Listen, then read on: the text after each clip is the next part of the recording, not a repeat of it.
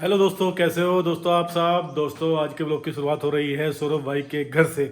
मैं पहुंचा हूं अभी अभी देहरादून सौरभ भाई के पास, और ये है भाई साहब का सेटअप एडिटिंग का ये।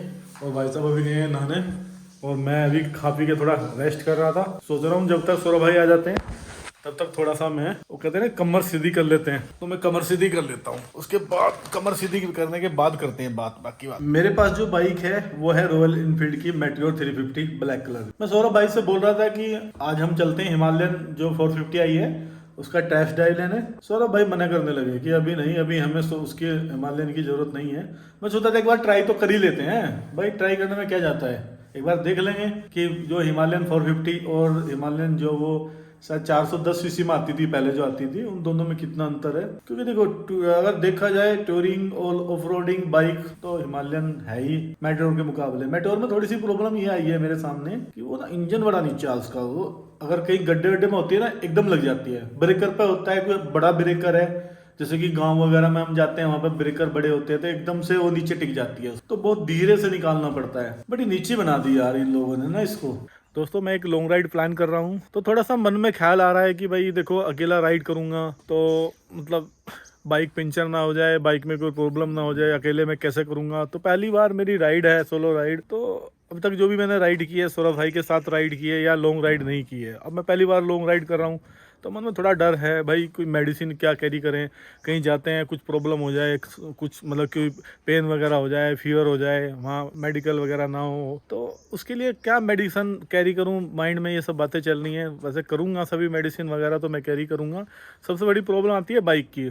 अगर हम सोलो राइड कर रहे हैं रात में, बाइक राइड करते करते कोई प्रॉब्लम आ जाती है कि मतलब इंजन में कुछ हो गया या पंचर हो गया, तो उसके लिए मैं क्या करूँगा, सबसे बड़ी टेंशन वही है। वैसे मैंने जो है इन्फ्लेटर होता है ना जो हवा भरने वाला होता है वो ले लिया है, एक कैरी कर लिया है, पर फिर भी बहुत चीज़ें हैं, बाइक की चैन है और फ्यूल अप है, भाई पेट्रोल ना ख़त्म हो जाए कहीं। तो ये सारी चीज़ें हैं, इनको सोच के अभी मैं प्लान कर रहा हूँ कपड़े क्या क्या लेके जाऊँ, कितना सामान मैं कम से कम लेके जाऊँ जिससे कि मेरे ऊपर ये बैगों का वजन ना पड़े।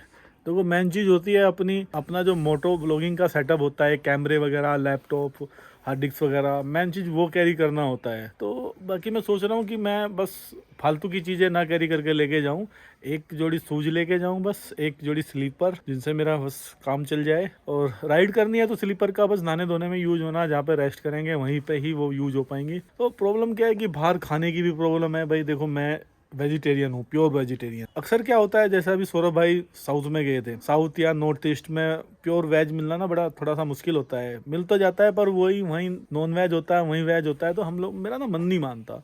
मेरे लिए सबसे बड़ी प्रॉब्लम ये आती है मेरे सामने। अभी कश्मीर राइड प्लान कर रहे हैं, वहाँ पर भी यही प्रॉब्लम है, लद्दाख में भी यही है। अब सौरभ भाई बोल रहे हैं कि अगर आप अंडा भी नहीं खाते तो आप तो लद्दाख में सर्वाइव नहीं कर पाओगे, क्योंकि वहाँ तो शुरुआती अंडे से होती है। तो मेरे लिए ये एक ना चैलेंज है। पर देखो मैं अपना एक छोटा स्टोव ले लूँगा, कोशिश करूँगा कि मैं अपने आप ही बनाऊँ। तो और ये आपको मैं व्यू दिखाता हूँ मसूरी का।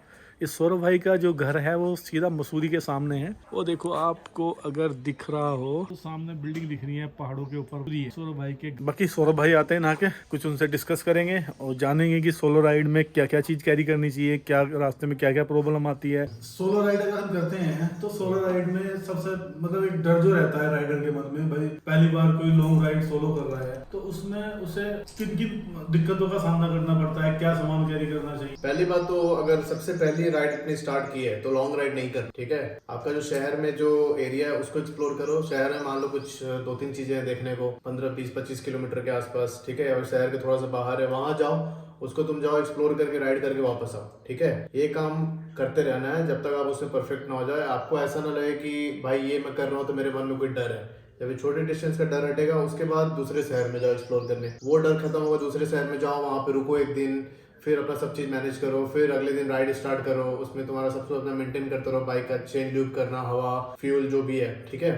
तो आप मेंटली धीरे धीरे ना प्रिपेयर हो पाओगे। फिर जब वो उस चीज में कंफर्टेबल हो जाए फिर आप एक स्टेट से दूसरे स्टेट जाओ। तो ऐसे स्टार्ट करना है, ऐसा नहीं कि आप सीधे यहाँ से देहरादून बैठे और निकल के कन्याकुमारी घूम, फिर तो हालत खराब हो जाएगी। तो भाई कितना टाइम लगता है राइडर को मतलब इन चीजों प्रिपेयर होने में। वो डिपेंड करता है कि राइडर मेंटली कितना स्ट्रांग है, राइडर कितना पैशनेटली सच में राइड करना चाहता है, ठीक है। जैसे भाई साहब अभी इनको राइड करने को बोलो तो पहले 10 बहाने मारेंगे, ठीक है। फिर मुझे जो है मोटिवेट करना पड़ता है, डांटना पड़ता है, तब इनका थोड़ा सा दिमाग बनता है कि चलो ठीक है करके आते राइड। तो ऐसे नहीं चलेगा ये ना।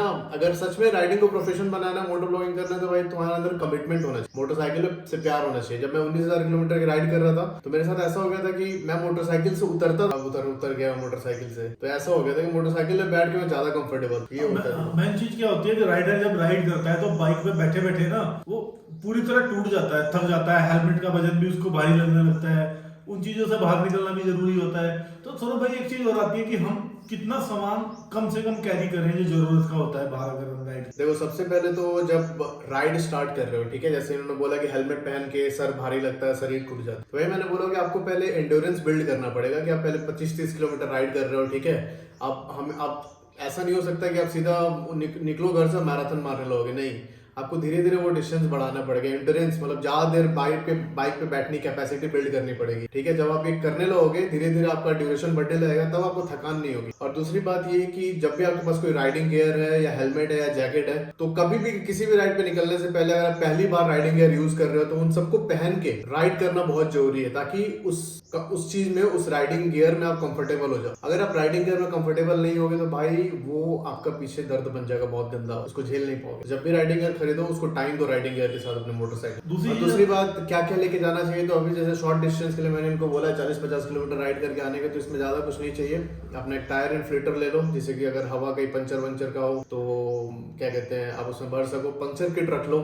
और इस एरिया में जैसे देहरादून में मैं अभी इधर आसपास राइड करने में इसकी जरूरत पड़ेगी नहीं किसी भी चीज की, इतना मुझे एक्सपीरियंस है। फ्यूल का भी कोई दिक्कत नहीं है। 100 किलोमीटर राइड करने पे आई थिंक मोटरसाइकिल आराम से 3-4 बार जा सकती है टैंक फुल करा के, तो किसी चीज की दिक्कत है। बाकी आप थोड़ा बहुत मेडिसिन ले सकते हो अपना सर दर्द का, उल्टी का, बुखार का, बस। और एक चीज और आती है सौरभ भाई कि बहुत लोगों ने मुझे कमेंट्स करके पूछा है कि एक प्लेन एरिया में और हिल एरिया में राइड में कितना अंतर है दोनों में। देखो प्लेन एरिया में क्या होता है कि आप यूज टू होते हो, ठीक है। आपने बचपन में भी अपने पापा के साथ या फिर किसी के साथ मोटरसाइकिल में बैठ के घूमा हुआ आपने, तो या फिर आपने भी राइड किया, तो प्लेन एरिया नॉर्मल आपको मोटरसाइकिल राइड करने की कोई दिक्कत नहीं आती। हिल में जब आप घुसते हो, जब आप जैसे हाई ऑल्टीट्यूड लद्दाख में जाते हो, उमलिंगला, जांस्कर, इन सब जगहों पर जाते हो, तो सबसे बड़ा अगर आप पहाड़ वाले रास्ते से आप फेमिलियर नहीं हो, तो जहाँ पे कर्व आते हैं वहां पे आपको समझ में नहीं आएगी क्या करना है। मतलब सामने से कोई गाड़ी आ रही है, ठीक है, इधर से आपको छोटा सा रेडियस लेके आपको कर्व ऊपर चढ़ना है, तो उस समय अगर आपको नहीं प्रैक्टिस है कि कहाँ ब्रेक मारना है, कहाँ क्लच लेना है, कहाँ एक्सीलेटर लेना है, आगे का ब्रेक यूज करें कि नहीं यूज करें, तो उसमें फिर दिक्कत हो जाती है। प्लस आप जब तुरंत बिना एक्लेमेटाइज करें, जैसे हम लद्दाख जाते हैं सबसे पहले हम लेह में एक्लेमेटाइज करते हैं एक दिन, ठीक है। आप अगर तुरंत एलिवेशन गेन कर लोगे, सपोज आप दिल्ली से निकले और सीधे लेह पहुंच गए, आप अगले दिन निकल के घूमने के लिए, तो उस समय क्या होता है कि एक्यूट माउंटेन सिकनेस आपको एएमएस हिट कर देगा, जो हाई ऑल्टीट्यूड में आप मतलब जो कम ऑक्सीजन की वजह से आपके दिमाग में थोड़ा असर पड़ जाता है और आपकी तबीयत खराब हो सकती है। तो उस चीज को फिर काउंटर करने के लिए हम डायमॉक्स लेते हैं। एक दिन डायमॉक्स एक मेडिसिन आता है एएमएस के लिए, फिर एक दिन एक्लेमेटाइज करते हैं लेह के अंदर, और तब हम अपनी हाई ऑल्टीट्यूड धीरे धीरे गेन करते हैं। चलो ये सब तो राइड का हिस्सा हो गया, तो अभी बताओ राइड की शुरुआत कैसे करें। अपने मोटरसाइकिल को ना एक बैलगाड़ी से बांध दो, ठीक है, बैलगाड़ी के पीछे बैठ जाओ और बैल को चढ़ा दो मोटरसाइकिल पे, उसके हाथ में दोनों एक्सीलेटर और क्लच पकड़ा दो, ठीक है, वो लेके चल जाएगा। वैसे अच्छा रहेगा ये, है ना, अच्छा भी अच्छा है। तो दोस्तों आ रहे हैं हम दोनों एक लॉन्ग राइड पे। अब तैयार हो जाइए। मैं नहीं जा रहा हूँ, ये जाएंगे अकेले। वो अभी अंडर ट्रेनिंग तो मैं अकेला ही रहूंगा, पर जब हथियार मेरे पास रेडी हो जाएंगे तो भाई साहब हमारे साथ। और ये पार्ट मैं बोल रहा हूँ वीडियो में कट नहीं करना चाहिए, ठीक है। मैंने जो इनके लिए ट्रेनिंग प्लान की है 2.5 महीने की इंटेंस ट्रेनिंग है, क्योंकि उसके बाद हमारा कश्मीर निकलने का प्लान है। वो लंबा राइड होगा 15-20-25 दिन का। लेकिन अगर ये ट्रेनिंग नहीं करेंगे, जैसे मैं बताऊंगा, वो ये ट्रेनिंग अगर नहीं किया अनुज भाई ने, तो मैं इनको लेके नहीं जाऊंगा। मैं रेडी हूँ पूरी तरह ट्रेनिंग को। उसके बाद मुझे कोई ब्लेम नहीं आना चाहिए। ट्रेनिंग का मॉड्यूल में अगले वीडियो में आपको, इनके अगले वीडियो में पता चलेगा कैसी ट्रेनिंग होने वाली है। और इन्होंने अगर ट्रेनिंग नहीं किया, मैं सच में नहीं लेके जाऊंगा इनको। नहीं, मैं ट्रेनिंग के लिए प्रिपेयर हूँ और कंप्लीट करके आऊंगा और सक्सेस होकर आऊंगा ट्रेनिंग में, बस। और भाइयों का प्यार है ही मेरे साथ। और इस बस वीडियो को विराम देते हैं। लाइक कमेंट शेयर जरूर करना, वीडियो अच्छा लगे तो।